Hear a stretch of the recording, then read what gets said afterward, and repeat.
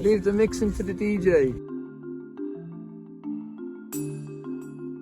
You go into a shop, you buy something, you see the ingredients on the back, you know what you're gonna get. But like it's not like that, you know. You can't expect to get like a baggie or something and know exactly what it is. So the person who gave it to you probably doesn't know what it is, and the person he got it off probably doesn't know what it is. There's no point pretending that people aren't going to come and take drugs. So why not try and reduce deaths, reduce harm, and test it?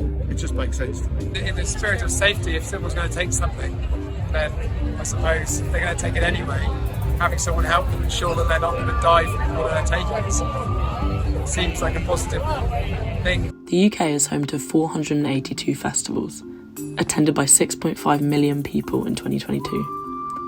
1 in 4 UK adults had attended a festival in 2019. And even post-pandemic, with somewhere between £8 to £12 million generated per day at the larger ones, festivals are serious business. And so is drug taking for more than half of festival goers. We work at a lot of festivals, we go around every year. Do you see a lot of people that get fucked up and they don't know what they're taking, like adulterants in the drugs and all that sort of thing? I'm Katie Porter and I'm the Chief Executive of the Loop Drug Checking Service. The Loop is in essence a harm reduction organisation. We see ourselves as an innovative health service.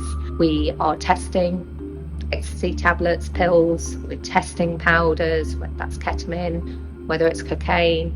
We work in a complex legal environment. We're talking about illegal substances. We're talking about controlled drugs. We're bringing those into the lab and we're able to complete a series of forensic analysis using different techniques to look at the compounds, the constitution of that substance. If there is something which is of particular concern, then we will be putting out alerts through our social media. With stuff like the Loop, it's good to be able to find out what you're taking is what you're taking, you know?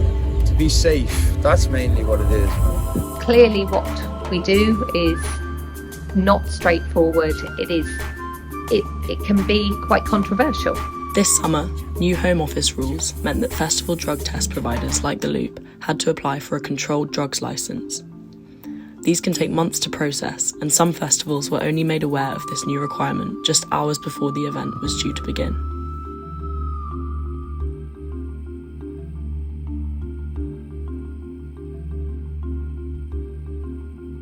One of my new mantras actually is drug use is not a seasonal activity.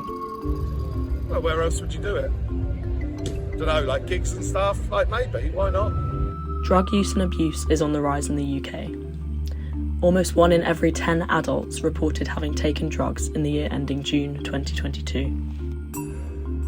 Whilst we have been known for our testing services taking place over that festival period, once that period comes to an end, it's not the case that drug use stops. We need to move beyond the festival environment. If you have festival testing, it's only going to be a small and fairly exclusive demographic.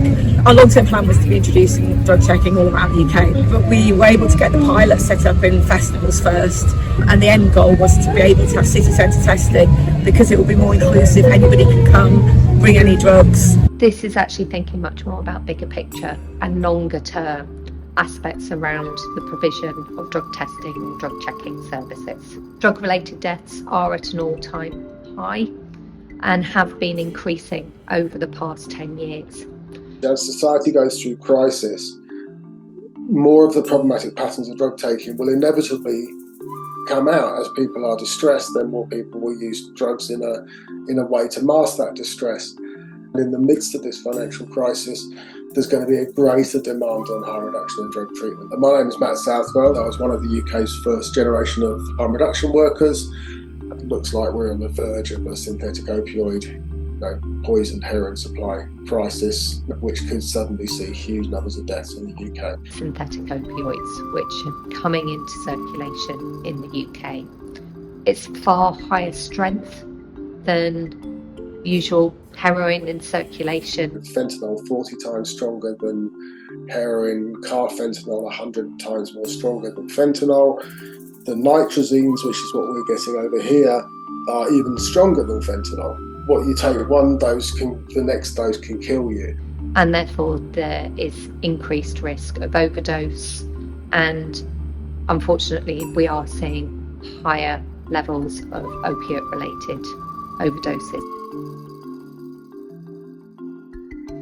It's trying to get ahead of the curve here. What can we do in quite a rapid way to understand this risk? The knowledge of what is in those substances can or could make the difference in terms of that fatal outcome. But in Birmingham, what they're also saying is that some of the people dying are people who are students and young people buying benzodiazepines and buying OxyContin online, and therefore people taking benzodiazepines, totally opiate naive, then found they were taking a super strong synthetic opioid. So when we go into our city centre and our community testing in future, the hope is that we can actually reach across drug-using communities. Hopefully within maybe a year or two we'll be in a number of cities in England. We will be operating with the police, we always do, whether it's back of house or front of house testing.